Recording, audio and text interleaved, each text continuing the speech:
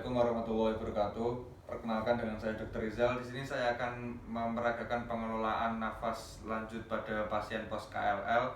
Sebelum kita melakukan tindakan, kita lakukan inform consent terlebih dahulu kepada keluarga yang mengantar. Baik Pak, di sini dengan Adik Amel akan saya lakukan pengelolaan jalan nafas lanjutan pada Adik Amel. Apakah Bapak bersedia? Ya, silakan. Baik, jika Bapak bersedia, saya akan cuci tangan terlebih dahulu dan saya akan mempersiapkan APD terlebih dahulu. Lalu kita pakai handscoon.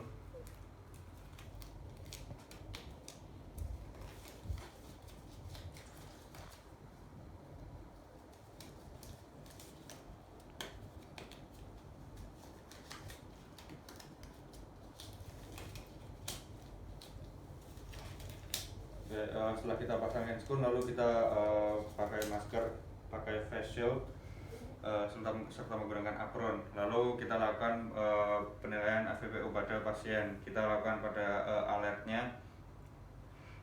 Kita ajak komunikasi pada DAML-nya. DAML, apakah mendengar suara saya? Halo DAML, tidak mendengar. Lalu kita berikan sedikit rangsangan atau cubitan yang ringan pada DAML untuk merangsang responnya. DAML, halo DAML, mendengar suara saya enggak?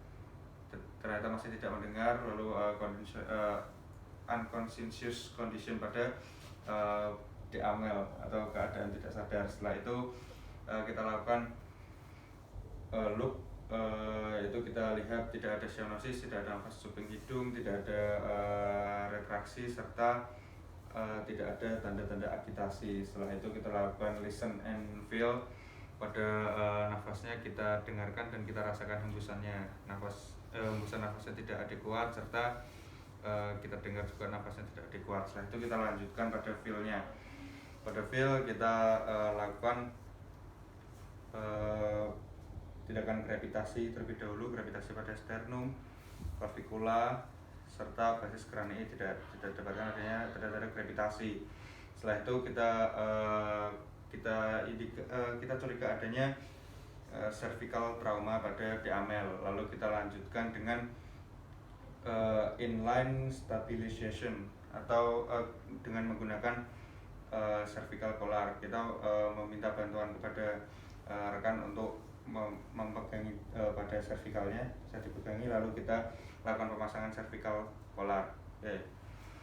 Setelah kita lakukan cervical collar, kita lakukan triple maneuver, yaitu kita pakai cara jauh thrust karena dia ada trauma pada cervical, yaitu dengan cara kita memegang pipinya dan kita dongakkan pasiennya.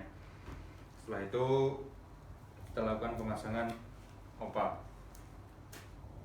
Kita lakukan pemasangan OPA dengan OPA menghadap ke atas lalu sampai di kufaring. Setelah itu kita balik 180 derajat.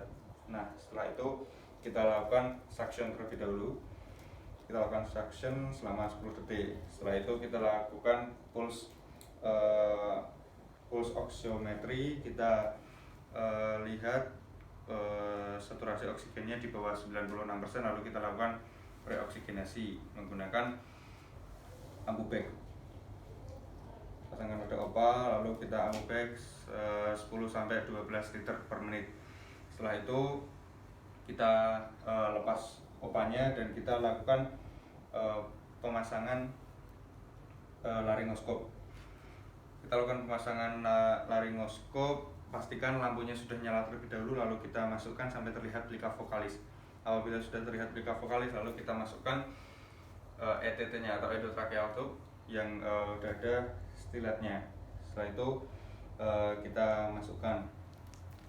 Nah, saat sudah masuk, lalu kita cabut stiletnya. Setelah kita cabut, lalu kita lakukan ambubag. Sebelum kita pasang ambubag, kita kembungkan terlebih dahulu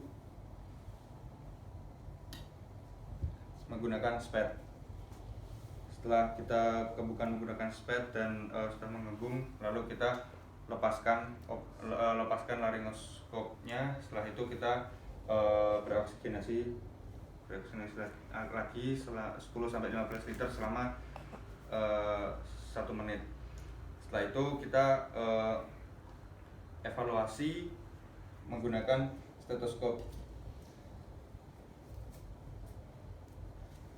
Kita evaluasi, kita dengarkan suara nafasnya. Suara nafas sudah terdengar pada 2 lapang parunya. Oke, setelah itu kita fiksasikan pada pipi. Setelah itu kita pasang opa lagi agar tidak tergigit tetenya. Setelah kita pasangkan seperti awal tadi tekniknya, setelah itu kita lepaskan pasien. Alhamdulillahirrahmanirrahim. Pengelolaan nafas lanjutan pada DAML sudah selesai. Lalu saya akan cuci tangan dan membersihkan alat terlebih dahulu. Alhamdulillahirrahmanirrahim, pengelolaan nafas lanjutan pada pasien DAML sudah selesai. Terima kasih atas perhatiannya. Wassalamualaikum warahmatullahi wabarakatuh.